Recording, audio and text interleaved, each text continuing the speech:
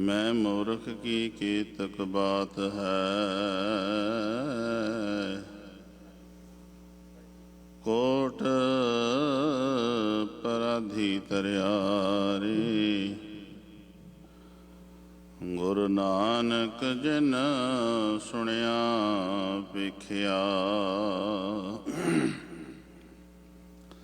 से फिर गर्भास ना परियारी। ज्ञान तिहानि किश कर्म न जाना, सार न जाना तेरी। सब ते वड्डा सतगुर नानक, जिन कल राखी मेरी। निमाणिया नूं माण, बेसमझां नूं समझ। सूझ बूझ अंधकार डार्कनैस, मन दे हनेरी नूं दूर कर।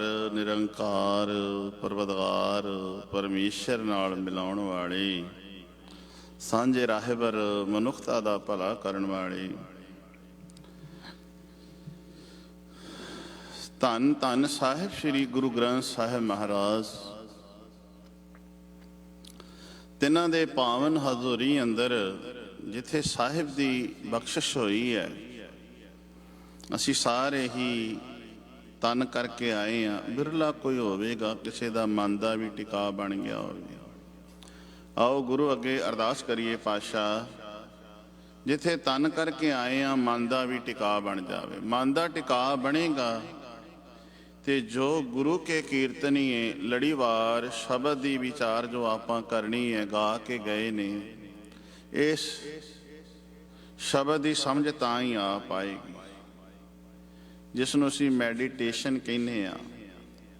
कई बारी कोई काम कर रहा होवे ते ओदा ध्यान इधर उधर जा रहा होवे ते कहने आ भी फलानिया तेरा ध्यान कित्थे है।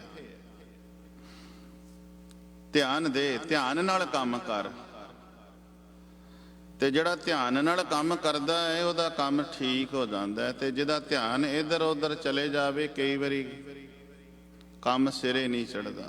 आओ ध्यान देइए। अज दा शब्द जिहड़ा है सानू ध्यान देण वास्ते प्रेरित कर रहा है। सारे करिए पहला रसना नूं सफला, फिर शब्द जो कह रहा है इसनूं विचारीए ते विचार के अपने हिरदे विच वसाईए। कोई रसना वांझी ना रह जावे। वाहिगुरु जी का खालसा, वाहिगुरु जी की फतेह। गौड़ी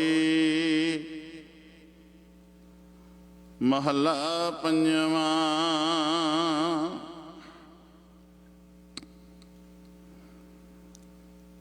अनक रसा खाए जैसे ढोर, मोह की जेवरी बांध्यो चोर। मृतक देह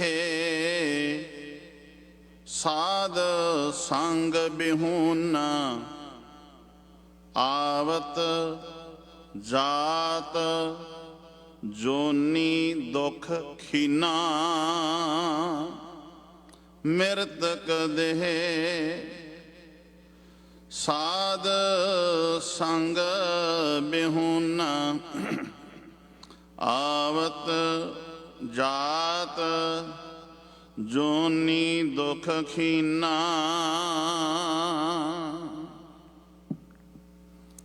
देह किनों कहिंदे ने? मृतक देह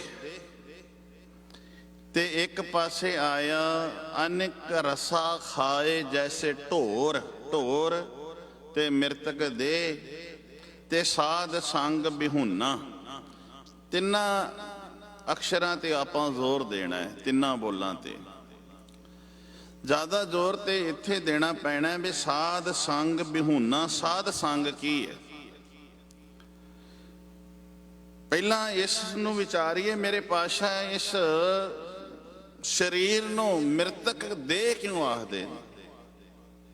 ਮ੍ਰਿਤਕ ਦੇਹ ਤੇ ਆਮ ਬੋਲੀ ਵਿੱਚ ਤੇ ਅਸੀਂ ਉਹਨੂੰ ਕਹਿੰਦੇ ਆ ਜਿਹਦੇ ਪ੍ਰਾਣ ਨਿਕਲ ਜਾਣ, ਕਿਉਂਕਿ ਗੁਰੂ ਕੇ ਕੀਰਤਨੀਏ ਵੀ ਇਸੇ ਸ਼ਬਦ ਦੀ ਅਸਥਾਈ ਬਣਾ ਕੇ ਗਾ ਰਹੇ ਸਨ। ਮੈਂ ਵੀ ਵਾਰ-ਵਾਰ 2 ਵਾਰੀ ਦੁਹਰਾਇਆ ਇਹ ਸ਼ਬਦ ਵੀ ਆਪ ਸਾਰਿਆਂ ਦਾ ਖਿਆਲ ਇਹਦੇ ਆ ਜਾਵੇ ਵੀ ਗੁਰੂ ਸਾਨੂੰ ਕਹਿ ਕੀ ਰਹੇ ਨੇ।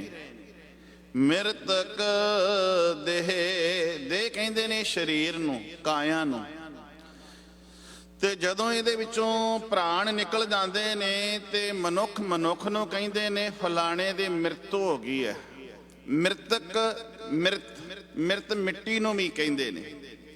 ਤੇ ਜਿਹੜਾ ਸਾਡਾ ਸਰੀਰ ਹੈ ਨਾ, ਇਹ ਮਿੱਟੀ ਤੋਂ ਬਣਿਆ ਹੈ ਤੇ ਮਿੱਟੀ ਦੇ ਵਿੱਚ ਸਮਾ ਜਾਂਦਾ ਹੈ, ਮਿੱਟੀ ਵਿੱਚ ਚਲੇ ਜਾਂਦਾ ਹੈ ਜਦੋਂ ਇਹਦੇ ਵਿੱਚੋਂ ਪ੍ਰਾਣ ਨਿਕਲ ਜਾਣ। ਥੋੜਾ ਜਿਹਾ ਖੋਲਣ ਵਾਸਤੇ ਬਾਣੀ ਦੀਆਂ ਸਾਨੂੰ ਤੁਕਾਂ ਹੋਰ ਲੈਣੀਆਂ ਪੈਣਗੀਆਂ। ਮੇਰੇ ਪਾਤਸ਼ਾਹ ਜੀ ਕਹਿੰਦੇ ਨੇ ਗੁਰੂ ਸਾਹਿਬਾਨਾਂ ਦੀ ਬਾਣੀ ਤੇ ਭਗਤ ਜਨ ਵੀ ਕਹਿੰਦੇ ਨੇ ਮਾਟੀ ਏਕ, ਮਿੱਟੀ ਇੱਕੋ ਹੀ ਹੈ। ਮਾਟੀ ਏਕ ਅਨੇਕ ਭਾਂਤ ਕਰ, ਸਾਜੀ ਸਾਜਨ ਹਾਰੈ, ਨਾ ਕਿਛ ਪੋਚ ਮਾਟੀ ਕੇ ਭਾਂਡੇ, ਨਾ ਕਿਛ ਪੋਚ ਕੁੰਭਾਰੈ। ਘੁਮਿਆਰ, ਜਿਹੜਾ ਘੁਮਿਆਰ ਹੈ ਮਿੱਟੀ ਇੱਕੋ ਥਾਂ ਤੋਂ ਪੁੱਟ ਕੇ ਲਿਆਉਂਦਾ ਹੈ ਨਾ ਜਦੋਂ, ਤੇ ਉਸ ਮਿੱਟੀ ਦਾ ਕੋਈ ਸਰਾਈ ਬਣਾ ਦਿੰਦਾ ਹੈ, ਕੋਈ ਭਾਂਡਾ ਬਣਾ ਦਿੰਦਾ ਹੈ, ਕੋਈ ਕੁੱਲੜ ਬਣਾ ਦਿੰਦਾ ਹੈ, ਕਿਸੇ ਨੂੰ ਮੱਗਾ ਬਣਾ ਦਿੰਦਾ ਹੈ, ਕਿਸੇ ਨੂੰ ਚਾਟੀ ਬਣਾ ਦਿੰਦਾ ਹੈ। ਮਿੱਟੀ ਤੇ ਇੱਕੋ ਹੀ ਹੈ। ਪਰ ਜਦੋਂ ਉਹ ਮਿੱਟੀ ਦਾ ਬਰਤਨ ਵਿਕ ਜਾਂਦਾ ਹੈ, ਕੋਈ ਕੱਚਾ ਕੋਈ ਪੱਕਾ, ਤੇ ਜਿਹੜਾ ਲਿਜਾਣ ਵਾਲਾ ਲਿਜਾਂਦਾ ਟਣਕਾ ਕੇ ਲਿਜਾਂਦਾ, ਖੜਕਾਉਂਦਾ ਹੈ। ਕਈ ਵਾਰੀ ਬਜ਼ੁਰਗ ਸਾਡੇ ਜਿਹੜੇ ਕਦੇ ਭਾਂਡਾ ਮੱਗਾ ਲਿਆਉਣਾ ਹੁੰਦਾ ਸੀ ਨਾ, ਘੜਾ ਲਿਆਉਣਾ ਹੁੰਦਾ ਸੀ ਤੇ ਉਂਗਲ ਮਾਰਦੇ ਸਨ, ਨਹੁੰ ਵਾਲਾ ਪਾਸਾ ਮਾਰਨਾ, ਤੇ ਉਹਦੀ ਆਵਾਜ਼ ਤੋਂ ਪਤਾ ਲੱਗ ਜਾਂਦਾ ਸੀ ਵੀ ਇਹ ਭਾਂਡਾ ਪੱਕਾ ਹੈ ਕਿ ਕੱਚਾ ਹੈ। ਆਵਾਜ਼ ਤੋਂ ਦੱਸ ਦਿੰਦੇ ਸਨ ਕਿ ਇਹ ਘੜਾ ਪੱਕਾ ਹੈ ਜਾਂ ਕੱਚਾ ਹੈ, ਪਿੱਲਾ ਹੈ। ਹੁਣ ਮੇਰੇ ਸਾਹਿਬ ਜੀ ਸਾਨੂੰ ਵੀ ਟਣਕਾ ਕੇ ਵੇਖਦੇ ਨੇ ਵੀ ਮਨੁੱਖ ਤੋਂ ਕੱਚਾ ਹੈ ਕਿ ਪੱਕਾ ਹੈ। ਮੇਰੇ ਸਾਹਿਬ ਜੀ ਬਖਸ਼ਿਸ਼ ਕਰ ਰਹੇ ਨੇ, ਮਿੱਟੀ ਉਹ ਹੈ, ਬਰਤਨ ਬਣ ਗਏ, ਭਾਂਡੇ ਬਣ ਗਏ, ਤੇ ਜਦੋਂ ਭਾਂਡਾ ਘੁਮਿਆਰ ਬਣਾ ਕੇ ਵੇਚ ਦਿੰਦਾ ਉਹਨੂੰ ਕੋਈ ਨਹੀਂ ਤਲੋਕਾਤ ਰਹਿ ਜਾਂਦਾ। ਭਾਂਡੇ ਨੂੰ ਭਾਵੇਂ ਜਾਂਦਿਆਂ ਤੋੜ ਦੇਵੇ, ਰੱਖ ਲਵੇ, ਸੰਭਾਲ ਕੇ ਰੱਖੇ ਨਾ ਰੱਖੇ, ਉਹਦਾ ਕੋਈ ਨਹੀਂ। ਪਰ ਮੇਰੇ ਮਾਲਕ ਨੇ ਇਹ ਭਾਂਡਾ, ਇਹ ਕਾਇਆ ਸਰੀਰ ਬਣਾ ਕੇ ਫਿਰ ਇਹਦੇ ਵਿੱਚ ਆਪ ਬਹਿ ਗਿਆ ਜੀ। ਇਸ ਕਾਇਆ ਨੂੰ ਬਣਾਇਆ ਏ ਫਿਰ ਇਹਦੇ ਵਿੱਚ ਉਸਨੇ ਆਪਣਾ ਵਾਸਾ ਕਰ ਲਿਆ ਏ। ਇਹ ਨਹੀਂ ਹੈ ਵੀ ਘੁਮਿਆਰ ਨੇ ਤੇ ਭਾਂਡਾ ਬਣਾ ਕੇ ਉਹਦਾ ਜਿਹੜਾ ਮੁੱਲ ਲੈ ਲਿਆ, ਹੁਣ ਉਸ ਭਾਂਡੇ ਨਾਲ ਜੋ ਮਰਜ਼ੀ ਹੋਵੇ। ਨਹੀਂ, ਮੇਰੇ ਮਾਲਕ ਨੇ ਸਰੀਰ ਰੂਪੀ ਭਾਂਡਾ ਬਣਾ ਕੇ ਇਹਦੇ ਵਿੱਚ ਆਪ ਬੈਠ ਗਿਆ, ਆਪਣਾ ਨਿਵਾਸ ਕਰ ਲਿਆ। ਪੜ੍ਹਦੇ ਆ ਨਾ, ਇਹ ਜਗ ਸੱਚੇ ਕੀ ਹੈ ਕੋਠੜੀ। ਕੋਠੜੀ ਮੀਨਸ ਬਰਤਨ, ਕਾਇਆ ਸਰੀਰ, ਸੱਚੇ ਕਾ ਵਿੱਚ ਵਾਸ। ਸੱਚੇ ਦਾ, ਪ੍ਰਮਾਤਮਾ ਦਾ, ਸਥਿਰ ਰਹਿਣ ਵਾਲੇ ਮਾਲਕ ਦਾ ਇਹਦੇ ਵਿੱਚ ਆਪਣਾ ਨਿਵਾਸ ਹੈ। ਉਹਨੇ ਆਪਣੇ ਆਪ ਨੂੰ ਇਸ ਦੇ ਵਿੱਚ ਟਿਕਾਇਆ ਹੈ। ਪਰ ਕਿਸੇ ਨੇ ਪਾਇਆ, ਕਿਸੇ ਨੇ ਨਹੀਂ ਪਾਇਆ। ਪਾਣੀ ਤੇ ਮੱਗੇ ਦੇ ਵਿੱਚ ਹੈ, ਪਾਣੀ ਤੇ ਘੜੇ ਦੇ ਵਿੱਚ ਹੈ, ਪਰ ਜਿਹੜਾ ਕੋਸ਼ਿਸ਼ ਕਰੇਗਾ ਪਿਆਸ ਤੇ ਉਹ ਜੀ ਵਿਝੇਗੀ ਨਾ ਜੀ। ਪਾਣੀ ਤੇ ਘੜੇ ਦੇ ਵਿੱਚ ਪਿਆ ਹੋਇਆ, ਜਿਹੜਾ ਕੋਸ਼ਿਸ਼ ਕਰੇਗਾ ਘੜੇ ਵਿੱਚੋਂ ਪਾਣੀ ਦਾ ਗਲਾਸ ਭਰੇਗਾ ਤੇ ਆਪਣੇ ਉਦਰ ਦੇ ਵਿੱਚ ਪਾਏਗਾ, ਪਿਆਸ ਉਹਦੀ ਬੁਝਣੀ ਹੈ। ਰੱਬ ਤੇ ਤੇਰੇ ਅੰਦਰ ਹੈ, ਹੁਣ ਤੈਨੂੰ ਪ੍ਰਗਟ ਕਰਨਾ ਪੈਣਾ, ਤੈਨੂੰ ਧਿਆਨ ਦੇਣਾ ਪੈਣਾ ਹੈ। ਤੇ ਮੇਰੇ ਸਾਹਿਬ ਜੀ ਕਹਿੰਦੇ ਨੇ ਇਹ ਜਿਹੜਾ ਸਰੀਰ ਹੈ ਇੱਕ ਮਿੱਟੀ ਦਾ ਪੁਤਲਾ ਹੈ। ਮਾਟੀ ਕਾ ਪੁੱਤਰਾ ਕੈਸੇ ਨਚਤ ਹੈ। ਇਹ ਮਿੱਟੀ ਦਾ ਪੁਤਲਾ, ਜਿਵੇਂ ਨਿੱਕੀ ਜੀ ਕੋਈ ਪੁਤਲਾ ਬਣਾਇਆ ਹੁੰਦਾ, ਨਿੱਕਾ ਜਿਹਾ ਪੁਤਲੀ ਜੀ ਬਣਾਈ ਹੁੰਦੀ, ਤੇ ਜਿਹੜੇ ਵੇਚਣ ਵਾਲੇ ਹੁੰਦੇ ਨੇ ਨਿੱਕੀਆਂ ਨਿੱਕੀਆਂ ਪੁਤਲੀਆਂ, ਬਰੀਕ ਜਿਹਾ ਧਾਗਾ ਪਾਇਆ ਹੁੰਦਾ ਹੈ ਤੇ ਉਹਨਾਂ ਨੇ ਆਪਣਾ ਹੱਥ ਨਾ ਪਿਛਲੇ ਪਾਸੇ ਕੀਤਾ ਹੁੰਦਾ ਹੈ, ਬੈਕ ਸਾਈਡ ਕੀਤਾ ਹੁੰਦਾ ਹੈ, ਤੇ ਉਹ ਪੁਤਲੀ ਜਿਹੜੀ ਉਹ ਨੱਚ ਰਹੀ ਹੈ ਤੇ ਐਵੇਂ ਲੱਗਦਾ ਹੈ ਵੀ ਆਪਣੇ ਆਪ ਹੀ ਨੱਚੀ ਤੁਰੀ ਜਾਂਦੀ ਹੈ। ਪਰ ਨਹੀਂ, ਉਹਨੇ ਨਾ ਉਹਦੀ ਧਾਗਾ ਜਿਹੜਾ ਹੈ ਨਾ ਬਰੀਕ ਹੁੰਦਾ ਹੈ, ਛੇਤੀ ਕੀਤਾ ਦਿਸਦਾ ਨਹੀਂ ਹੈ, ਤੇ ਉਹ ਧਾਗਾ ਹੱਥ ਪਿੱਛੇ ਕੀਤਾ ਹੁੰਦਾ ਹੈ ਤੇ ਉਹਨੂੰ ਮੜਾ ਉਂਗਲ ਨਾਲ ਹਿਲਾਉਂਦਾ ਹੈ ਤੇ ਪੁਤਲੀ ਜੀ ਨੱਚਦੀ ਹੈ।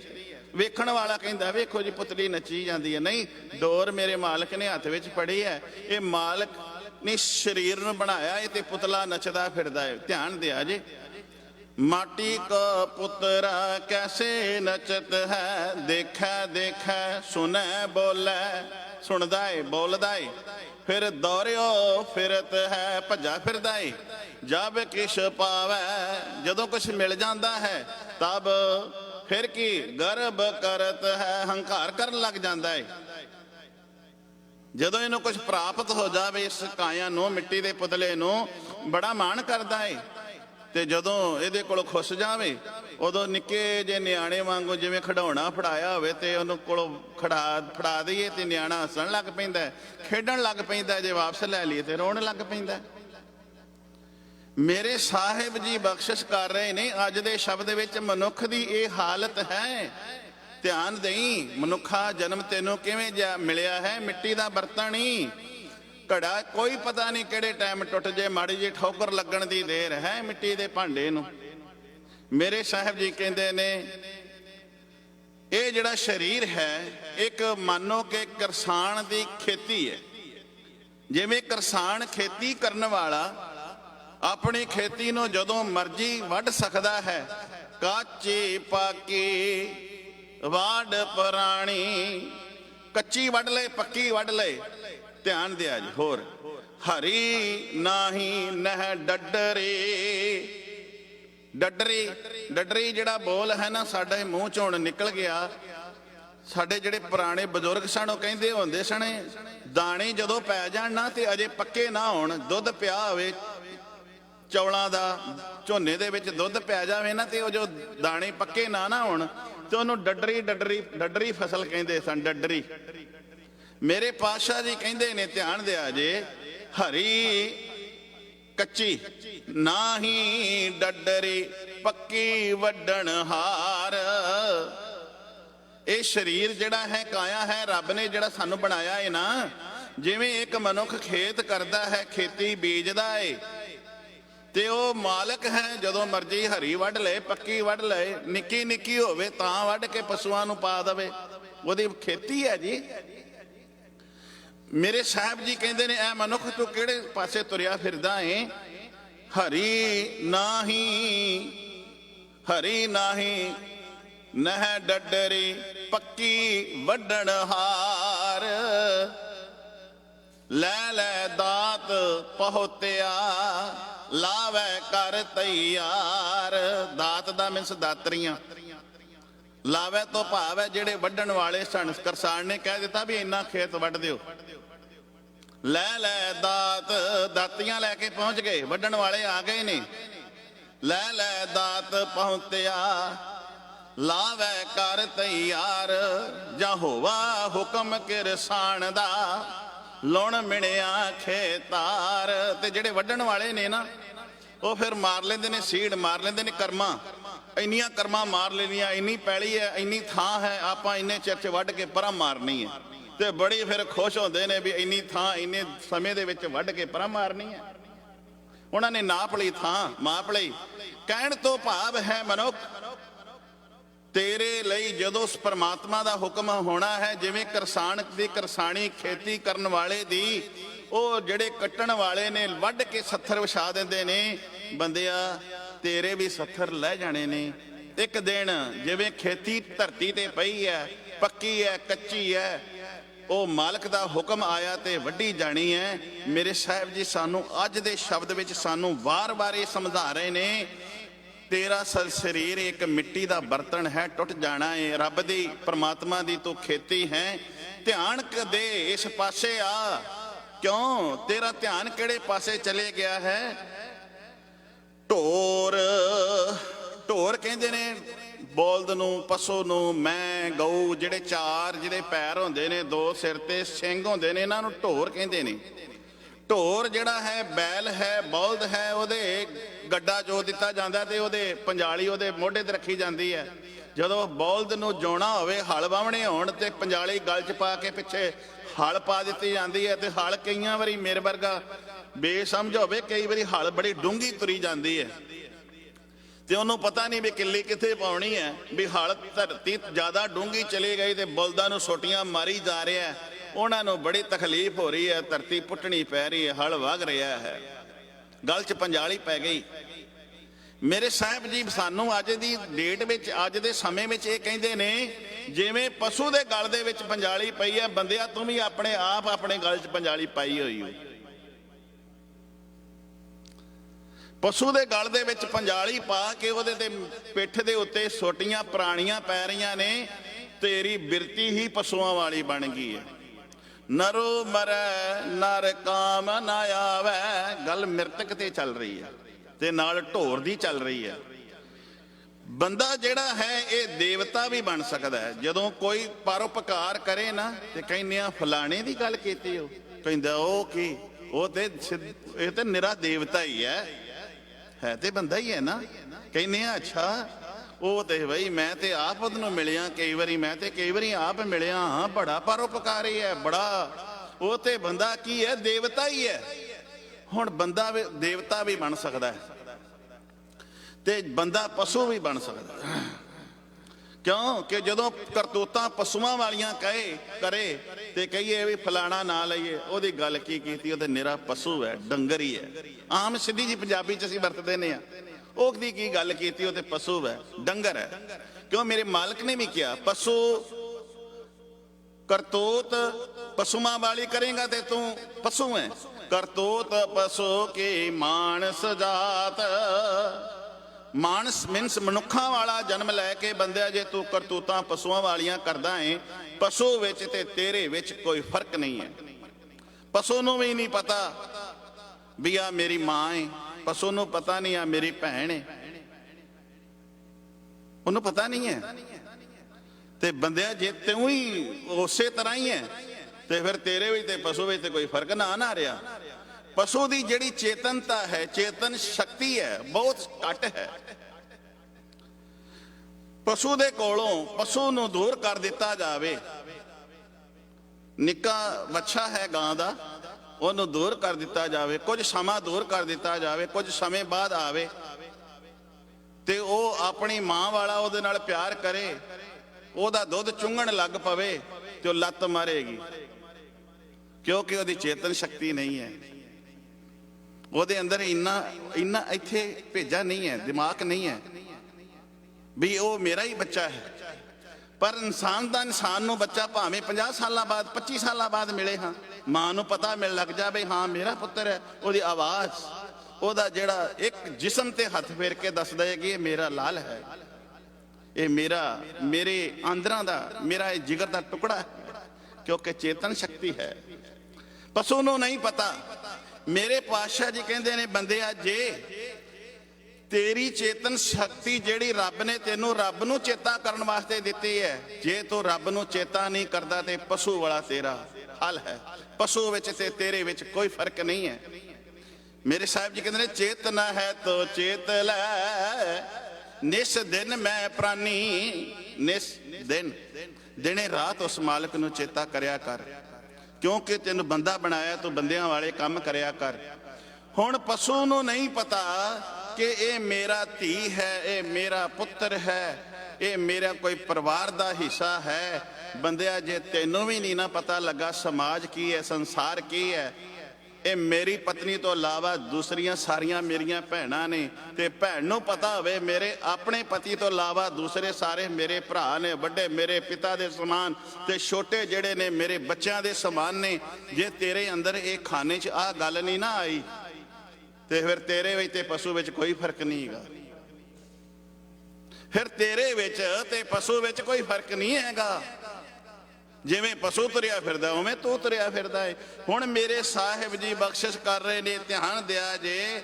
ਮਿਰਤਕ ਦੇਹ ਮੀਨ ਸਰੀਰ, ਇਹ ਕਾਇਆ ਸਾਧ ਸੰਗ ਬਿਹੁਨਾ। ਸਾਧ ਕਿਸੇ ਖਾਸ ਲਿਬਾਸ ਵਾਲਾ ਨਹੀਂ। ਸਾਧ ਇੱਥੇ ਗੁਰੂ ਨੂੰ ਕਿਹਾ, ਸਾਧ ਇੱਥੇ ਜਿਸਨੇ ਸਾਧਨਾ ਕੀਤੀ, ਸਾਧ ਜਿਹੜਾ ਰੱਬ ਨਾਲ ਮਿਲਿਆ ਹੋਇਆ ਹੈ। ਸਾਧ ਤੋਂ ਅਰਥ ਕਰ ਲਈਏ ਗੁਰੂ ਕੀ ਸੰਗਤ, क्या साध संग गुरु दा संग, गुरु दी संगत जेड़ा करदा है, जेड़ा गुरु दी संगत विच आउंदा है, ਉਹ ਰੱਬ ਦੇ ਘਰ ਵਿੱਚ ਪਰਵਾਣਿਆ ਗਿਆ, ਉਹਦੀ ਆਤਮਕ ਮੌਤ ਨਹੀਂ ਹੁੰਦੀ। ਉਹ ਪਸ਼ੂਆਂ ਵਾਲਾ ਜਿਹੜਾ ਉਹਦਾ ਸੁਭਾਅ ਹੈ ਨਹੀਂ ਰਹਿੰਦਾ, ਉਹ ਵਾਕਿਆ ਹੀ ਮਨੁੱਖਾਂ ਵਾਲਾ ਹੋ ਜਾਂਦਾ ਹੈ। ਨਰੂ ਮਰੈ ਨਰ ਕਾਮ ਨ ਆਵੈ, ਨਰੂ ਮਨੁੱਖ ਮਰ ਜਾਵੇ ਤੇ ਜੇ ਅੱਜ ਅਸੀਂ ਕਹੀਏ ਵੀ ਉਹ ਕੰਮ ਨਹੀਂ ਆਉਂਦਾ, ਤੇ ਹੁਣੇ ਜਿਹੜੇ ਪੜ੍ਹੇ ਲਿਖੇ ਨੇ ਨਿਊ ਜਨਰੇਸ਼ਨ ਜਿਹੜੀ ਸਾਇੰਸ ਪੜ੍ਹੀ, ਉਹ ਕਹਿੰਦੇ ਨੇ ਭਾਈ ਤੂੰ ਤੇ ਗਲਤ ਕਹਿ ਰਿਹਾ, ਬੰਦਾ ਮਰ ਜਾਏ ਤੇ ਕਈ ਉਹਦਾ ਪੋਸਟਮਾਰਟਮ ਕਰਦੇ ਨੇ। ਕਾਸ ਲਈ ਕਰਦੇ ਨੇ ਪੋਸਟਮਾਰਟਮ? ਕਾਹਦੇ ਲਈ ਹੁੰਦਾ? ਉਹਦੇ ਇੱਕ ਇੱਕ ਅੰਗ ਜਿਹੜੇ ਕੰਮ ਕਰਨ ਵਾਲੇ ਨੇ ਕੰਮ ਆ ਜਾਂਦੇ ਨੇ, ਦੂਸਰਿਆਂ ਦੇ ਬੰਦਿਆਂ ਵਿੱਚ ਕਿਟਣੀਆਂ ਕੱਢ ਕੇ ਕਿੱਧਰ ਪਾ ਦਿੱਤੀਆਂ ਜਾਂਦੀਆਂ ਨੇ, ਅੱਖਾਂ ਪਾ ਦਿੱਤੀਆਂ ਜਾਂਦੀਆਂ ਨੇ, ਕਈ ਕੁਛ ਅਦਲਾ ਬਦਲੀ ਕਰ ਦਿੱਤਾ ਜਾਂਦਾ, ਕਈਆਂ ਨੂੰ ਤੇ ਮਾਰ ਕੇ ਉਹਨਾਂ ਦੇ ਅੰਗਾਂ ਨੂੰ ਕੱਢ ਲਿਆ ਜਾਂਦਾ, ਚੋਰੀ ਕਰ ਲਈਆਂ ਜਾਂਦੀਆਂ। ਤੁਸੀਂ ਕਿਵੇਂ ਕਹਿ ਰਹੇ ਹੋ ਵੀ ਬੰਦਾ ਕੰਮ ਨਹੀਂ ਆਉਂਦਾ? है कोई जवाब? कोई जवाब नहीं। नरू मरै नर काम न आवै, पशु मरै दस काज सवारै। जे इहदे अर्थ इवें कर दईए मनुख मर जाए काम नहीं आउंदा, पशु मरे तो सारे काम आ जांदा, क्योंकि उहदे हड्ड ਜਿਹੜੇ ਨੇ ਉਹ ਵੀ ਕੰਮ ਆ ਜਾਂਦੇ ਨੇ, ਚੰਮ ਜਿਹੜਾ ਉਹਦੇ ਜੋੜੇ ਬਣ ਜਾਂਦੇ ਨੇ, ਮਾਸ ਜਿਹੜਾ ਉਹਦੇ ਹੋਰ ਕਈ ਪਸ਼ੂ ਪਕਸ਼ੀ ਖਾ ਕੇ ਆਪਣਾ ਢਿੱਡ ਭਰ ਲੈਂਦੇ ਨੇ। ਪਰ ਬੰਦਾ ਵੀ ਕੰਮ ਆਉਂਦਾ ਜੀ। ਕਿਵੇਂ? ਉਹਦੇ ਹਾਰਟ, ਉਹਦੇ ਜਿਹੜੇ ਕਈ ਜਿਹੜੇ ਉਹਦੇ ਪਾਰਟਸ ਨੇ ਸਰੀਰ ਦੇ ਅੰਗ ਕੰਮ ਆ ਜਾਂਦੇ ਨੇ। ਧਿਆਨ ਦਿਆ ਜੀ। ਪਰ ਇੱਥੇ ਮੇਰੇ ਸਾਹਿਬ ਜੀ ਕੀ ਕਹਿੰਦੇ ਨੇ, ਭਗਤ ਜੀ ਕਹਿੰਦੇ ਨੇ ਨਰੋ ਮਰੈ ਨਰ ਕਾਮ ਨ ਆਵੈ। ਨਰੋ ਮਰੈ, ਜਦੋਂ ਉਹਦੇ ਅੰਦਰੋਂ ਮਨੁੱਖਤਾ ਮਰ ਜਾਂਦੀ ਹੈ, ਜਦੋਂ ਉਹਦੇ ਅੰਦਰੋਂ ਮਨੁੱਖਾਂ ਵਾਲਾ ਸੁਭਾਅ ਚਲੇ ਜਾਂਦਾ ਹੈ, ਪਸ਼ੂਆਂ ਵਾਲਾ ਆ ਜਾਂਦਾ ਹੈ, ਜਦੋਂ ਉਹ ਪਸ਼ੂ ਬਣ ਜਾਵੇ, ਪਸ਼ੂਆਂ ਵਾਲੀ ਉਹਦੀ ਬਿਰਤੀ ਬਣ ਜਾਵੇ, ਪਸ਼ੂਆਂ ਵਾਲਾ ਉਹਦਾ ਜਦੋਂ ਸੁਭਾਅ ਬਣ ਜਾਂਦਾ, ਫਿਰ ਕਿਸੇ ਦੇ ਕੰਮ ਨਹੀਂ ਆਉਂਦਾ, ਹੈ ਬੰਦਾ ਹੀ ਹੈ। ਪਰ ਜਦੋਂ ਉਹਦੇ ਅੰਦਰ ਬਿਰਤੀ ਪਸ਼ੂਆਂ ਵਾਲੀ ਬਣ ਗਈ, ਉਹਦੀ ਸੋਚ ਪਸ਼ੂਆਂ ਵਾਲੀ ਬਣ ਗਈ, ਉਹ ਫਿਰ ਕਿਸੇ ਦਾ ਭਲਾ ਨਹੀਂ ਕਰ ਸਕਦਾ, ਕਿਸੇ ਦਾ ਵਿਗਾੜ ਜ਼ਰੂਰ ਸਕਦਾ ਹੈ, ਕਿਸੇ ਦਾ ਸਵਾਰ ਨਹੀਂ ਸਕਦਾ। ਇੱਥੇ ਗੱਲ ਬਿਰਤੀ ਦੀ ਕੀਤੀ ਹੈ, ਇੱਥੇ ਗੱਲ ਸੋਚ ਦੀ ਕੀਤੀ ਹੈ। ਜਦੋਂ ਬਿਰਤੀ ਪਸ਼ੂਆਂ ਵਾਲੀ ਬਣ ਜਾਏ ਨਾ, ਉਹ ਬੰਦਾ ਕਿਸੇ ਦੇ ਕੰਮ ਨਹੀਂ ਆਉਂਦਾ। ਸੰਸਾਰ ਵਿੱਚ ਆਏ ਨੇ ਬੰਦੇ ਜਿਹੜੇ ਪਰਉਪਕਾਰ ਕਰਦੇ ਨੇ, ਸੰਸਾਰ ਦਾ ਭਲਾ ਕਰਦੇ ਨੇ, ਰੋਜ਼ ਕਿ ਹਰ ਕਿਸੇ ਦਾ ਭਲਾ ਕਰਨ ਦੀ ਵਿਉਂਤ ਬਣਾਉਂਦੇ ਰਹਿੰਦੇ ਨੇ, ਜਿਸ ਨੂੰ ਅਸੀਂ ਕਹਿੰਦੇ ਕਰ ਭਲਾ ਹੋਏ ਭਲਾ, ਅੰਤ ਭਲੇ ਦਾ ਭਲਾ, ਨਾਨਕ ਨਾਮ ਚੜ੍ਹਦੀ ਕਲਾ, ਤੇਰੇ ਭਾਣੇ ਸਰਬੱਤ ਦਾ ਭਲਾ। ਉਹ ਕਿਸੇ ਦਾ ਵਿਗਾੜਦੇ ਨਹੀਂ, ਉਹ ਕਿਸੇ ਦਾ ਸਵਾਰਦੇ ਨੇ, ਉਹ ਭਲਾ ਕਰਦੇ ਨੇ, ਲਤਾੜਦੇ ਨਹੀਂ, ਲਤਾੜੇ ਹੋਏ ਨੂੰ ਉਠਾ ਲੈਂਦੇ ਨੇ, ਬਾਹੋਂ ਫੜ ਕੇ ਖੜਾ ਕਰ ਦਿੰਦੇ ਨੇ। ਮੇਰੇ ਸਾਹਿਬ ਜੀ ਕਹਿੰਦੇ ਨੇ ਪਸ਼ੂ ਵਾਲੀ ਜਿਹੜੀ ਬਿਰਤੀ ਮਨੁੱਖ ਦੇ ਵਿੱਚ ਆ ਜਾਵੇ, ਫਿਰ ਪਸ਼ੂ ਵਿੱਚ ਤੇ ਉਹਦੇ ਵਿੱਚ ਕੋਈ ਫਰਕ ਨਹੀਂ ਹੈ। ਨਰੋ ਮਰੈ ਨਰ ਕਾਮ ਨ ਆਵੈ। ਜਦੋਂ ਮਨੁੱਖ ਦੇ ਵਿੱਚੋਂ ਮਨੁੱਖਤਾ ਮਰ ਜਾਂਦੀ, ਉਹ ਫਿਰ ਕਿਸੇ ਦੇ ਕੰਮ ਨਹੀਂ ਆਉਂਦਾ। ਜਦੋਂ ਮਨੁੱਖਤਾ ਵਿੱਚ ਮਨੁੱਖਤਾ ਰਵੇ, ਮਨੁੱਖਾਂ ਵਾਲਾ ਉਹਦਾ ਸੁਭਾਅ ਰਵੇ, ਉਹ ਆਪਣੇ ਵੀ ਸਵਾਰ ਦਿੰਦਾ ਤੇ ਦਸਾਂ ਦੇ ਹੋਰਾਂ ਦੇ ਵੀ ਸਵਾਰ ਦਿੰਦਾ ਹੈ।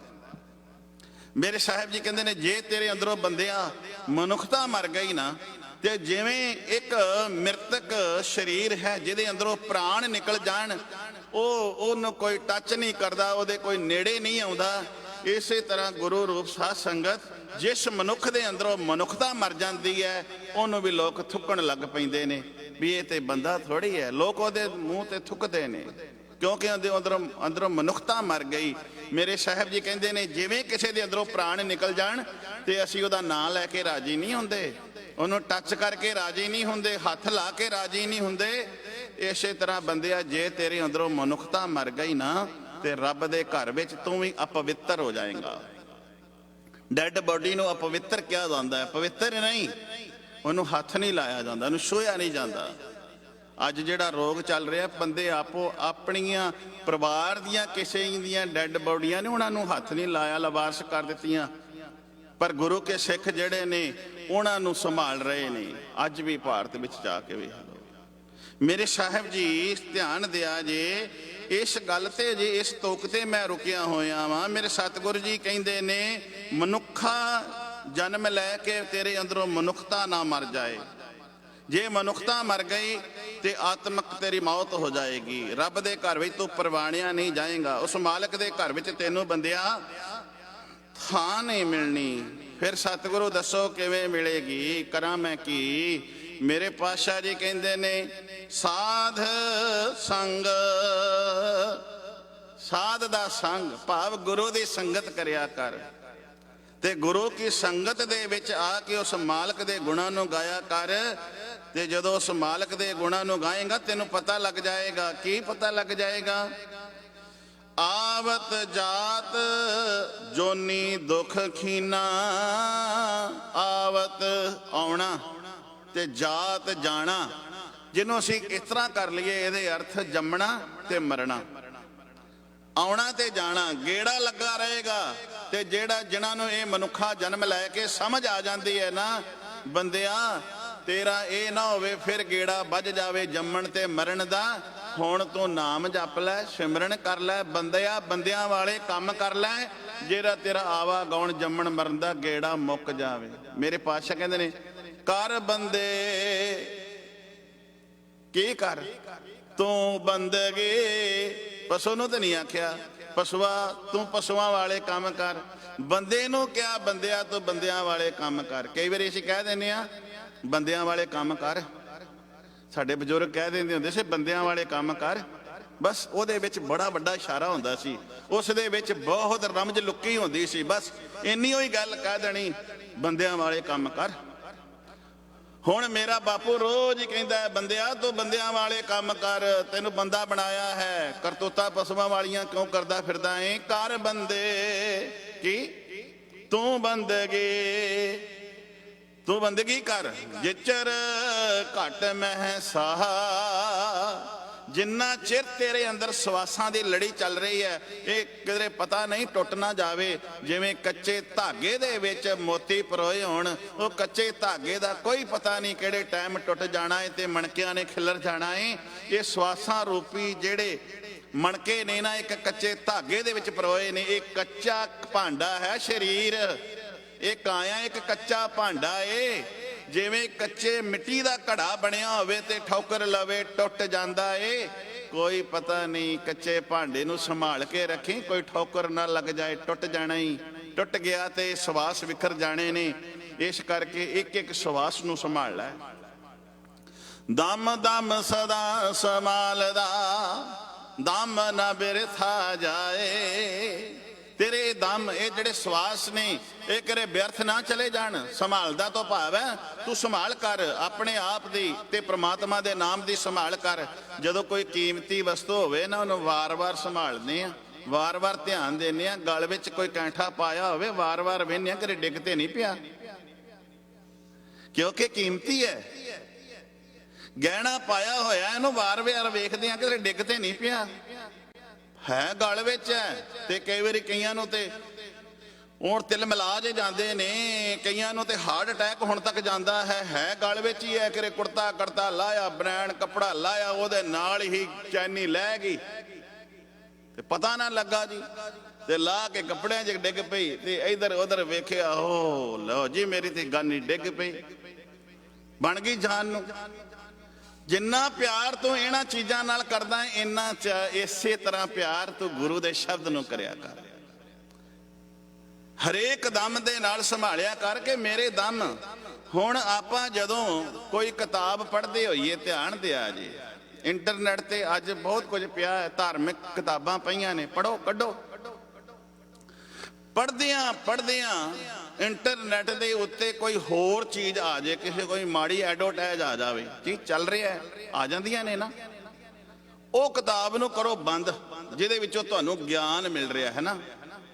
ਉਹ ਲਿਟਰੇਚਰ ਨੂੰ ਕਰ ਦਿਓ ਬੰਦ, ਤੇ ਜਿਹੜੀ ਐਡਵਰਟਾਈਜ਼ ਆ ਗਈ ਹੈ, ਕੋਈ ਮਾੜੀ ਆ ਗਈ ਹੈ, ਤੁਸੀਂ ਉਹਨੂੰ ਵੇਖਣਾ ਸ਼ੁਰੂ ਕਰ ਦਿਓ।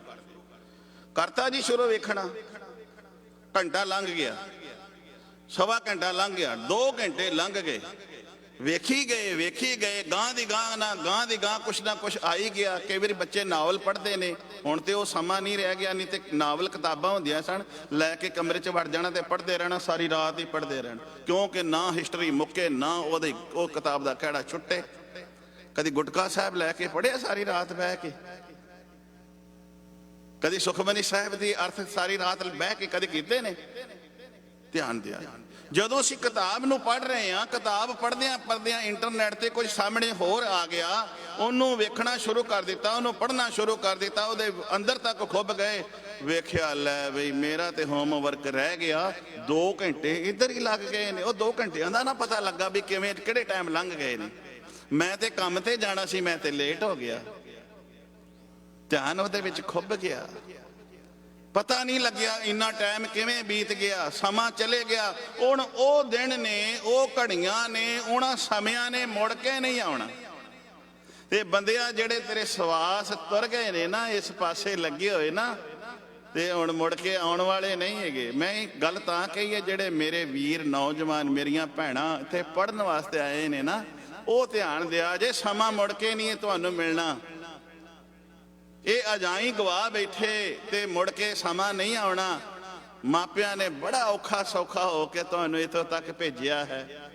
ਕਈਆਂ ਨੇ ਗਹਿਣੇ ਜ਼ਮੀਨਾਂ ਪਾਈਆਂ, ਕਈਆਂ ਵੇਚੀਆਂ, ਕਈਆਂ ਨੇ ਕਈ ਕੁਝ ਕਰਕੇ ਇੱਥੋਂ ਤੱਕ ਕਿਹਾ ਕਿ ਸਾਡੀ ਗੁੱਡੀ ਪੜ੍ਹਨ ਵਾਸਤੇ ਗਈ ਹੈ, ਮੇਰਾ ਪੁੱਤਰ ਪੜ੍ਹਨ ਵਾਸਤੇ ਗਿਆ, ਪਰ ਇੱਥੇ ਆ ਕੇ ਜੇ ਹੋਰ ਪਾਸੇ ਪੈ ਗਏ ਤੇ ਮੁੜ ਕੇ ਸਮਾਂ ਨਹੀਂ ਮਿਲਣਾ। ਸਮਾਂ ਲੰਘ ਗਿਆ ਜਿਹੜਾ, ਮੁੜ ਕੇ ਵਾਪਸ ਨਹੀਂ ਆਉਣਾ। ਜਿਹੜਾ ਪੱਤਣਾ ਤੋਂ ਪਾਣੀ ਇੱਕ ਵਾਰੀ ਲੰਘ ਜਾਵੇ, ਉਹ ਕਦੇ ਮੁੜ ਕੇ ਆਇਆ ਨਹੀਂ ਕਰਦਾ। ਇੱਕ ਵਾਰੀ ਪੱਤਣਾ ਤੋਂ ਪਾਣੀ ਤੁਰ ਜਾਵੇ, ਮੁੜ ਕੇ ਨਹੀਂ ਆਉਂਦਾ। ਜਿਹੜੇ ਸਵਾਸ ਚਲੇ ਗਏ, ਉਹ ਮੁੜ ਕੇ ਨਹੀਂ ਆਏ। ਮੇਰੇ ਸਾਹਿਬ ਜੀ ਬਖਸ਼ਿਸ਼ ਕਰਦੇ ਨੇ, ਬੰਦਿਆਂ ਅਜ਼ਾਈ ਨਾ ਸਮਾਂ ਗਵਾਈ ਜਾ। ਜਦੋਂ ਇਹ ਬੜੇਪਾ ਆ ਜਾਏਗਾ, ਬਚਪਨਾ ਚਲੇ ਗਿਆ, ਜੋਬਨ ਆ ਗਿਆ, ਵਿਕਾਰਾਂ ਵਿੱਚ ਗਵਾਇਆ। ਪਹਿਲਾਂ ਤੇ ਬਚਪਨਾ ਸੀ, ਉਹ ਹੱਸਣ ਖੇਡਣ ਦੇ ਵਿੱਚ ਲੰਘਾ ਦਿੱਤਾ। ਫਿਰ ਜੋਬਨ ਆ ਗਿਆ, ਖਾਣਾ ਪੀਣਾ ਚੰਗਾ ਲੱਗਾ। ਫਿਰ ਜੋਬਨ ਤੋਂ ਥੋੜਾ ਜਿਹਾ ਹੋਰ ਅੱਗੇ ਗਿਆ ਤੇ ਹੁਣ ਵਿਕਾਰ ਆ ਕੇ ਘੇਰਾ ਪਾ ਬੈਠੇ ਨੇ। ਅੱਗੇ ਚੱਲਦਾ ਹੈ ਤੇ ਹੁਣ ਲਾਲਚ ਆ ਗਿਆ ਹੈ ਵੀ ਧਨ ਤੁਨ ਇਕੱਠਾ ਕਰਾਂ। ਤੇ ਇਸ ਤਰ੍ਹਾਂ ਕਰਦਿਆਂ ਹੁਣ ਤੇ ਅੱਗੇ ਬੜੇਪਾ ਆ ਗਿਆ। ਹੁਣ ਤੇ ਅੱਖਾਂ ਦੇ ਵਿੱਚੋਂ, ਨੇਤਰਾਂ ਦੇ ਵਿੱਚੋਂ ਪਾਣੀ ਵਗਣ ਲੱਗ ਪਿਆ, ਮੂੰਹ ਵਿੱਚੋਂ ਦੰਦ ਨਿਕਲ ਗਏ ਨੇ, ਬਾਡੀ ਦਾ ਜਿਹੜਾ ਮਾਸ ਲਟਕਣ ਲੱਗ ਪਿਆ ਹੈ, ਸਿਰ ਡਗ ਮਗਾਉਣ ਲੱਗ ਪਿਆ ਹੈ। ਨੈਣੋ ਨੀਰ ਬਹਿ ਤਨ ਖੀਨਾ। ਨੀਰ ਪਾਣੀ, ਬਜ਼ੁਰਗਾਂ ਦੇ ਕੋਲ ਜਾ ਬਹਿ ਕੇ ਕਦੇ ਵੇਖੋ, ਉਹਨਾਂ ਦੀ ਅੱਖਾਂ 'ਚੋਂ ਪਾਣੀ ਨਿਕਲਦਾ। ਚੰਗਿਆਂ ਭਲੇ ਦੇ ਵੀ ਨਿਕਲਦਾ, ਪਰ ਬਜ਼ੁਰਗਾਂ ਦੇ ਜ਼ਿਆਦਾ ਨਿਕਲਦਾ। ਅੱਖਾਂ ਤੋਂ ਦਿਸਣਾ ਘੱਟ ਹੋ ਗਿਆ, ਕੰਨਾਂ ਤੋਂ ਸੁਣਨਾ ਘੱਟ ਹੋ ਗਿਆ। ਜਿਨ੍ਹਾਂ ਦੰਦਾਂ ਦੇ ਨਾਲ ਬੜੇ ਬੜੇ ਪਦਾਰਥ ਚੱਬੇ, ਅੱਜ ਇਹ ਦੰਦ ਨਿਕਲ ਗਏ ਨੇ। ਹੁਣ ਤੇ ਰੋਟੀ ਮਰਕੋਲ ਕੇ ਦਲੀਆ ਦੁਲੇ ਅੰਦਰ ਛੱਡ ਕੇ ਟਾਈਮ ਪਾਸ ਕੀਤਾ ਜਾਂਦਾ ਹੈ। ਹੁਣ ਦੰਦ ਨਹੀਂ ਕੰਮ ਕਰਦੇ। ਬੜਾ ਰਸ ਲਿਆ। ਮੇਰੇ ਪਾਤਸ਼ਾਹ ਬਖਸ਼ਿਸ਼ ਕਰ ਰਹੇ ਨੇ, ਅੱਜ ਦੇ ਸ਼ਬਦ ਵਿੱਚ ਕੀ ਕਹਿ ਰਹੇ ਨੇ? ਅਨਕ ਰਸਾ। ਰਸਾ ਮੀਨਸ ਸਵਾਦਲੇ ਪਦਾਰਥ। ਰਸ ਲੈਨੇ ਆ ਨਾ ਪਦਾਰਥਾਂ ਦਾ ਅਸੀਂ, ਤੇ ਰਸ ਲੈਣ ਲਈ ਕਈ ਕਿੰਨੀ ਕਿਲੋਮੀਟਰ ਗੱਡੀਆਂ ਭਜਾਉਂਦੇ ਆ ਵੀ ਫਲਾਣੀ ਥਾਂ ਤੇ ਛੋਲੇ ਭਟੂਰੇ ਮਿਲਦੇ ਨੇ, ਉੱਥੇ ਫਲਾਣੀ ਲੱਸੀ ਮਿਲਦੀ ਹੈ, ਉੱਥੋਂ ਦੀ ਆਹ ਚੀਜ਼ ਬੜੀ ਮਸ਼ਹੂਰ ਹੈ, ਉੱਥੋਂ ਚੱਲ ਕੇ ਖਾਵਾਂਗੇ। ਆ ਰਸ ਹੀ ਨੇ। ਤੇ ਮੇਰੇ ਸਾਹਿਬ ਜੀ ਕਹਿੰਦੇ ਨੇ, ਬੰਦਿਆਂ ਤੋਂ ਰਸ ਲੈਂਦਾ ਫਿਰਦਾ ਏ। ਅਨਕ ਰਸਾ, ਰਸ ਲੈ ਰਿਹਾ ਹੈ, 36 ਪਦਾਰਥਾਂ ਦੇ ਭੋਜਨ ਖਾ ਰਿਹਾ ਹੈ। ਖਾਏ ਖਾਣਾ ਏ, ਪਰ ਜੇ ਰੱਬ ਦਾ ਨਾਂ ਨਹੀਂ ਨਾ ਲੈਂਦਾ ਫਿਰ ਪਤਾ ਕੀ ਹੈ? ਜੈਸੇ ਢੋਰ। ਢੋਰ ਕਹਿੰਦੇ ਨੇ ਡੰਗਰਾਂ ਨੂੰ, ਪਸ਼ੂਆਂ ਨੂੰ। ਉਹ ਤਰ੍ਹਾਂ ਤਰ੍ਹਾਂ ਦੇ ਪੱਠੇ ਖਾ ਕੇ ਉਹ ਵੀ ਢਿੱਡ ਭਰਦੇ ਨੇ। ਬੰਦਿਆ, ਜੇ ਤੂੰ ਵੀ ਢਿੱਡ ਭਰਦਾ ਹੈ ਤੇ ਰਸਾਂ ਦਾ, ਰਸਾਂ ਦੇ ਪਦਾਰਥਾਂ ਦੇ ਵਿੱਚ ਦਿਨੇ ਰਾਤ ਲੱਗਾ ਰਹਿਣਾ, ਨਾਮ ਦਾ ਰਸ ਨਹੀਂ ਨਾ ਲੈਂਦਾ। ਜੇ ਤੈਨੂੰ ਨਾਮ ਦਾ ਰਸ, ਪਰਮਾਤਮਾ ਦੇ ਨਾਮ ਦਾ ਰਸ ਨਹੀਂ ਨਾ ਆਇਆ, ਤੇ ਫਿਰ ਡੰਗਰ ਵਿੱਚ ਤੇ ਤੇਰੇ ਵਿੱਚ ਕੋਈ ਫਰਕ ਨਹੀਂ ਹੈ। ਇਨਸਾਨ ਵਿੱਚ ਤੇ ਹਵਾਨ ਵਿੱਚ ਕੋਈ ਫਰਕ ਨਹੀਂ ਹੈ। ਮੈਂ ਆਪਣੇ ਕੋਲੋਂ ਇੱਕ ਸ਼ਬਦ ਨਹੀਂ ਕਹਿ ਰਿਹਾ, ਇਹ ਮੇਰਾ ਗੁਰੂ ਨਾਨਕ ਪੰਜਵਾਂ ਪਾਤਸ਼ਾਹ ਗੁਰੂ ਅਰਜਨ ਸਾਹਿਬ ਮਹਾਰਾਜ ਜੀ ਕਹਿੰਦੇ ਪਏ ਨੇ। ਅਨਕ ਰਸਾ ਖਾਏ। ਬੜੇ ਸਵਾਦ ਲੈਣਾ ਹੈ। ਅੱਜ ਅਸੀਂ ਲੰਗਰਾਂ ਦੇ ਵਿੱਚ ਵੀ ਸਵਾਦ ਲੱਭਦੇ ਰਹਿੰਦੇ ਆ, ਲੰਗਰ ਵਿੱਚ ਵੀ ਸਵਾਦ ਲੱਭਦੇ ਆ। ਅਨਕ ਰਸਾ ਖਾਏ। ਫਿਰ ਜੀ ਜੈਸੇ ਢੋਰ। ਢੋਰ ਨਾਨਾ ਪ੍ਰਕਾਰ ਦੇ ਪਦਾਰਥ ਖਾਦੇ, ਪਰ ਰੱਬ ਦਾ ਨਾਮ ਨਹੀਂ ਜਪਿਆ। ਮੈਂ ਨਹੀਂ ਕਹਿੰਦਾ ਨਾ ਖਾਓ, ਮੈਂ ਕਹਿੰਦਾ ਬਹੁਤ ਵਧੀਆ ਵਧੀਆ ਬਣਾ ਕੇ ਖਾਣੇ ਖਾਓ, ਹਿਸ਼ਟ ਪੁਸ਼ਟ ਰਹੋ, ਚੰਗੀ ਖੁਰਾਕ ਖਾਓ, ਸਰੀਰ ਨੂੰ ਸਵਾਰ ਕੇ ਰੱਖੋ। ਪਰ ਜੇ ਕਿਤੇ ਇੰਨਾ ਕੁਝ ਖਾਂਦਿਆਂ ਪੀਂਦਿਆਂ, ਆਨੰਦ ਮਾਣਦਿਆਂ, ਰਸ ਲੈਂਦਿਆਂ ਰੱਬ ਦਾ ਨਾਂ ਨਹੀਂ ਨਾ ਜਪਿਆ, ਮੇਰੇ ਪਾਤਸ਼ਾਹ ਕਹਿੰਦੇ ਨੇ ਫਿਰ ਪਸ਼ੂ ਵਿੱਚ ਤੇ ਤੇਰੇ ਵਿੱਚ ਕੋਈ ਫਰਕ ਨਹੀਂ ਹੈ। ਖਾਓ, ਆਨੰਦ ਲਓ। ਹਰ ਵਸਤੂ ਖਾਣ ਵਾਸਤੇ ਬਣੀ ਹੈ, ਆਨੰਦ ਲਓ, ਖਾਓ, ਵਧੀਆ ਚੀਜ਼ਾਂ ਖਾਓ, ਕੋਈ ਪ੍ਰੋਬਲਮ ਨਹੀਂ ਹੈ। ਪਰ ਇਹਨਾਂ ਨੂੰ ਖਾਂਦਿਆਂ ਹੋਇਆਂ, ਇਹਨਾਂ ਦੇ ਰਸ ਮਾਣਦਿਆਂ ਹੋਇਆਂ ਨਾਮ ਦਾ ਰਸ ਜ਼ਰੂਰ ਲਈ, ਪਰਮਾਤਮਾ ਦੇ ਨਾਮ ਦਾ ਰਸ ਲੈ। ਕਿਉਂ ਜੀ? ਮੇਰੇ ਸਾਹਿਬ ਜੀ ਬਖਸ਼ਿਸ਼ ਕਰ ਰਹੇ ਨੇ। ਭਣਤ ਮੇਰੇ ਗੁਰੂ ਨਾਨਕ ਸਾਹਿਬ ਜੀ ਕਹਿੰਦੇ ਨੇ, ਅਨਕ ਰਸਾ ਖਾਏ ਜੈਸੇ ਠੋਰ, ਮੋਹ ਕੀ ਜੇਵਰੀ ਬਾਂਧਿਓ ਚੋਰ। ਮੋਹ ਕੀ ਹੈ? ਧਿਆਨ ਦਿਓ। ਜੇਵਰੀ ਕੀ ਹੈ? ਰੱਸੀ। ਜਿਹੜੀ ਰੱਸੀ ਹੈ ਨਾ, ਜਦੋਂ ਕਿਤੇ ਸੰਨ ਲੱਗੀ ਹੋਵੇ ਤੇ ਸੰਨ ਲਾਈ ਹੋਵੇ ਚੋਰ ਨੇ ਸੰਨ ਲਾਈ ਹੋਵੇ ਤੇ ਚੋਰ ਜਿਹੜਾ ਫੜਿਆ ਜਾਵੇ ਤੇ ਉਹਦੇ ਮੁਸ਼ਕਾਂ ਬੰਨ ਲਈਆਂ ਜਾਣ। ਚੋਰ ਖਾਂਦਾ ਚੰਗਾ ਲੱਗਦਾ, ਪਰ ਜਦੋਂ ਫੜਿਆ ਜਾਵੇ ਨਾ ਉਦੋਂ ਕੁੱਟ ਖਾਂਦੇ ਨੇ। ਵੇਖੋ, ਜਦੋਂ ਖਾਂਦਾ ਹੋਵੇ ਨਾ ਚੋਰ, ਉਦੋਂ ਵੀ ਜ਼ਰੂਰ ਵੇਖੋ ਵੀ ਬੜਾ ਆਨੰਦ ਲੈਂਦਾ। ਤੇ ਪੀਪੇ ਘਿਓ ਦੇ ਘਰ ਕੇ ਲਿਆਉਂਦੇ ਨੇ ਭਰ ਭਰ ਕੇ। ਸਾਡੇ ਘਰ ਦੇ ਕਿਲੋ ਨਹੀਂ ਆਉਂਦਾ, ਇਹ ਖਰੇ ਕਿੱਥੋਂ ਲੈ ਆਉਂਦੇ ਨੇ। ਇਹਦੇ ਤਰ੍ਹਾਂ ਤਰ੍ਹਾਂ ਦੇ ਆਨੰਦ ਲੈਂਦੇ ਨੇ, ਤਰ੍ਹਾਂ ਤਰ੍ਹਾਂ ਦੇ ਪਦਾਰਥ ਲੈਂਦੇ ਨੇ। ਰੋਜ਼ ਹੀ ਇਹਨਾਂ ਦੇ ਘਰ ਕਈ ਤਰ੍ਹਾਂ ਦੇ ਮਿੱਠੇ ਆਉਂਦੇ ਨੇ, ਕਈ ਤਰ੍ਹਾਂ ਦੇ ਪਕਵਾਨ ਤਿਆਰ ਹੁੰਦੇ ਨੇ। ਇਹਦੇ ਗੁਲ ਛਰਲੇ ਉਡਾਉਂਦੇ ਨੇ। ਚੋਰ ਜਦੋਂ ਖਾਂਦਾ ਹੋਵੇ ਜ਼ਰੂਰ ਵੇਖੋ ਉਹਨੂੰ। ਪਰ ਚੋਰ ਨੂੰ ਜਦੋਂ ਪੁੱਠਾ ਲਟਕਾ ਕੇ ਪੈਰਾਂ ਤੇ ਸੋਟੀਆਂ ਪੈਂਦੀਆਂ ਹੋਣ ਨਾ, ਉਹਦਾ ਜਦੋਂ ਪੁੱਠਾ ਲਟਕਾ ਕੇ ਜਦੋਂ ਚਾਮਣ ਦਾ ਲੈਂਦਾ ਹੋਵੇ ਨਾ, ਤੇ ਫਿਰ ਵੀ ਉਹਨੂੰ ਜ਼ਰੂਰ ਵੇਖਿਆ ਜੇ ਵੀ ਹਾਂ ਵੀ ਇਹਨੇ ਖਾਧਾ, ਹੁਣ ਨਿਕਲਦਾ ਵੀ ਕਿਵੇਂ ਪਿਆ। ਚੋਰ ਨੂੰ ਖਾਂਦਿਆਂ ਵੀ ਵੇਖੋ, ਮੈਂ ਨਹੀਂ ਕਹਿੰਦਾ ਨਾ ਵੇਖੋ, ਮੇਰਾ ਗੁਰੂ ਕਹਿੰਦਾ ਵੇਖ। ਪਰ ਜਦੋਂ ਉਹਨੂੰ ਪੁੱਠਾ ਲਟਕਾਇਆ ਹੁੰਦਾ ਵੀ ਉਦੋਂ ਵੀ ਜ਼ਰੂਰ ਵੇਖੀ ਵੀ ਉਹਦੀ ਹਾਲਤ ਕੀ ਬਣਦੀ ਹੈ। ਮੇਰੇ ਸਾਹਿਬ ਜੀ ਕੀ ਕਹਿ ਰਹੇ ਨੇ? ਮੋਹ ਕੀ ਜੇਵਰੀ। ਜੇਵਰੀ ਕਹਿੰਦੇ ਨੇ ਰੱਸੀ ਨੂੰ। ਜਦੋਂ ਚੋਰ ਫੜਿਆ ਜਾਂਦਾ ਉਹਨੂੰ ਰੱਸੀ ਨਾਲ ਬੰਨ ਲਿਆ ਜਾਂਦਾ, ਫਿਰ ਪੁੱਠਾ ਲਟਕਾ ਦਿੱਤਾ ਜਾਂਦਾ, ਕਦੇ ਮੁਰਗਾ ਬਣਾ ਦਿੱਤਾ ਜਾਂਦਾ, ਧੁੱਪ ਦੇ ਵਿੱਚ ਖਿਲਾਰ ਦਿੱਤਾ ਜਾਂਦਾ, ਉਹਨੂੰ ਬਰਫ਼ ਦੀ ਸਿੱਲੀ ਦੇ ਉੱਤੇ ਲੰਮਿਆਂ ਪਾਇਆ ਜਾਂਦਾ, ਜਾਂ ਧੁੱਪ ਵੇ ਤੇ ਜਾਂ ਫਿਰ ਨਿਰੀ ਬਰਫ਼ ਦੀ ਠੰਡੀ ਬਰਫ਼ ਦੇ ਉੱਤੇ ਲਟਾ ਦਿੱਤਾ ਜਾਂਦਾ। ਫਿਰ ਉਹਨੂੰ ਤਕਲੀਫ ਹੁੰਦੀ ਹੈ, ਉਹ ਤਿਲ ਮਿਲਾਉਂਦਾ ਹੈ, ਤੜਫਦਾ ਹੈ।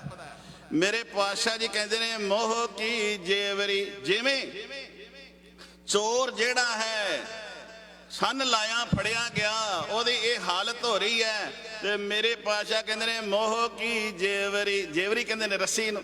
ਜਿਹੜਾ ਮੋਹ ਰੂਪੀ ਰੱਸੀ ਦੇ ਵਿੱਚ ਬੱਝਾ ਹੈ ਨਾ, ਉਹ ਚੋਰ ਨੂੰ ਤੇ ਚਪੇੜਾਂ ਪਈਆਂ, ਉਹਨੂੰ ਤੇ ਘੜੀ ਦੋ ਘੜੀਆਂ ਲਟਕਾਇਆ, ਉਹਨੂੰ ਤੇ ਬਰਫ਼ ਦੀ ਸਿੱਲੀ ਦੇ ਉੱਤੇ ਸੁੱਟਿਆ, ਉਹਨੂੰ ਤੇ ਤੱਤਾ ਕੀਤਾ, ਕੁਝ ਸਮਾਂ ਪਟੇ ਫੇਰੇ ਤੇ ਛੱਡ ਦਿੱਤਾ। ਤੇ ਬੰਦਿਆਂ ਨਾ ਤੇ ਤੈਨੂੰ ਜਿਹੜਾ ਮੋਹ ਰੂਪੀ ਰੱਸੀ ਦੇ ਵਿੱਚ ਬੱਝਾ ਹੈ, ਉਹ ਨਾ ਦਿਨੇ ਛੁੱਟਦਾ ਹੈ ਤੇ ਨਾ ਰਾਤ ਨੂੰ ਛੁੱਟਦਾ।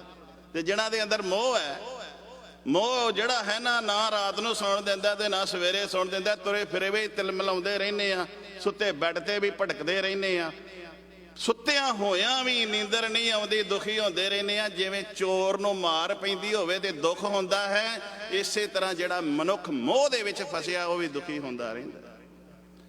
ਮੇਰੇ ਸਾਹਿਬ ਜੀ ਬਖਸ਼ਿਸ਼ ਕਰ ਰਹੇ ਨੇ।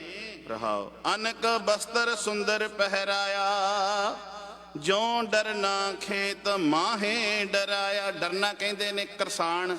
ਸਾਡੇ ਬਜ਼ੁਰਗ ਜਿਹੜੇ ਸਨ, ਜਦੋਂ ਪਸ਼ੂ ਆਉਂਦੇ ਸਨ ਤੇ ਇੱਕ ਡਰਾਉਣਾ ਜਿਹਾ ਉਹਦੇ ਉੱਤੇ ਕੁੜਤਾ ਜਿਹਾ ਪਾ ਕੇ ਤੇ ਬੰਦੇ ਦਾ ਮੂੰਹ ਜਿਹਾ ਬਣਾ ਦਿੰਦੇ ਸਨ, ਤੇ ਉਹਨੂੰ ਜਾਨਵਰ ਵੇਖ ਕੇ ਡਰ ਜਾਂਦੇ ਸਨ ਕਿ ਬੰਦਾ ਖਲੋਤਾ ਹੋਇਆ ਹੈ।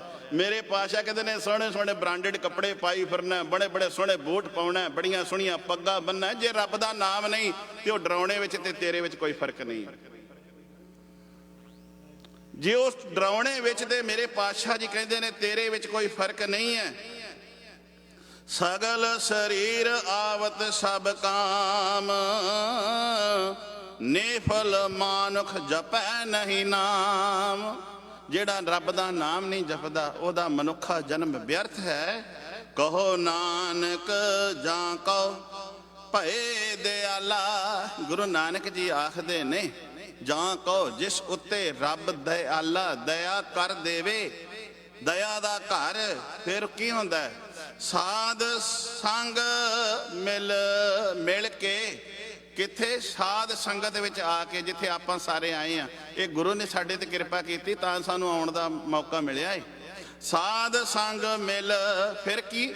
ਭਜੈ ਭਜੈ ਤੋਂ ਭਾਵ ਹੈ ਸਿਮਰਨ ਕਰਦਾ ਕਿਹਦਾ?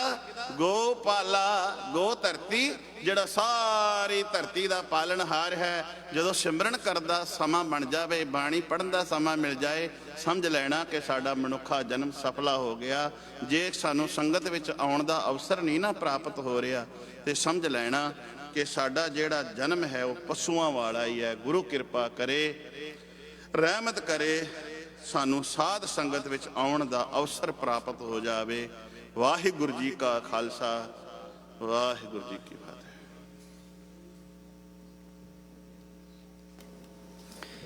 ਵਾਹਿਗੁਰੂ ਜੀ ਕਾ ਖਾਲਸਾ, ਵਾਹਿਗੁਰੂ ਜੀ ਕੀ ਫਤਿਹ। ਗੁਰਬਾਣੀ ਕਥਾ ਵਿਚਾਰ ਆਪ ਜੀ ਨੂੰ ਸਰਵਣ ਕਰਵਾ ਰਹੇ ਸਨ ਸਤਿਕਾਰਯੋਗ ਗਿਆਨੀ ਦਿਲਬਾਗ ਸਿੰਘ ਜੀ, ਹੈੱਡ ਗ੍ਰੰਥੀ ਗੁਰਦੁਆਰਾ ਸੀਸਗੰਜ ਸਾਹਿਬ ਦਿੱਲੀ ਵਾਲੇ। ਸਾਰੀਆਂ ਸੰਗਤਾਂ ਵੱਲੋਂ ਗਿਆਨੀ ਜੀ ਦਾ